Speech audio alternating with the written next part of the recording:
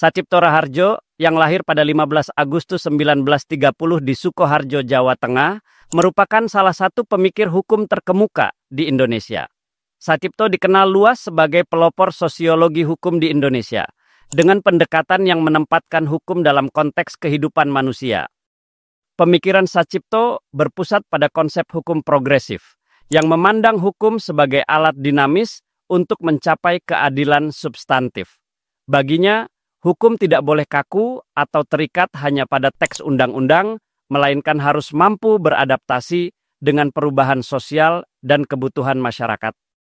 Ia menekankan bahwa hukum progresif tidak sekadar mencari keadilan prosedural, tetapi juga memastikan keadilan nyata bagi masyarakat, khususnya bagi mereka yang rentan.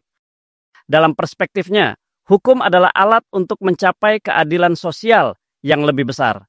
Satjipto mendorong pendekatan humanis dalam hukum, di mana penegakan hukum tidak hanya berdasarkan aturan formal, tetapi juga mempertimbangkan aspek kemanusiaan. Kritiknya terhadap pendekatan legalistik yang terlalu rigid menginspirasi banyak pihak untuk melihat hukum sebagai sarana yang hidup, yang selaras dengan nilai-nilai kemanusiaan dan moral. Dalam konteks hukum di Indonesia, yang kaya dengan pengaruh adat, Islam, dan Barat, memberikan latar belakang yang kompleks bagi pemikirannya. Satjipto menggunakan pendekatan interdisipliner untuk memahami hukum secara lebih menyeluruh.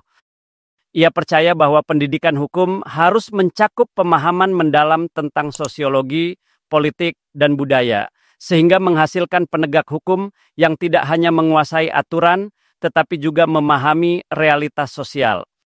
Pemikiran Satjipto terus relevan, terutama dalam reformasi hukum di Indonesia. Pendekatan progresifnya menawarkan harapan bagi sistem hukum yang lebih responsif, humanis, dan berorientasi pada keadilan sosial, menjadikan karyanya warisan berharga bagi generasi mendatang.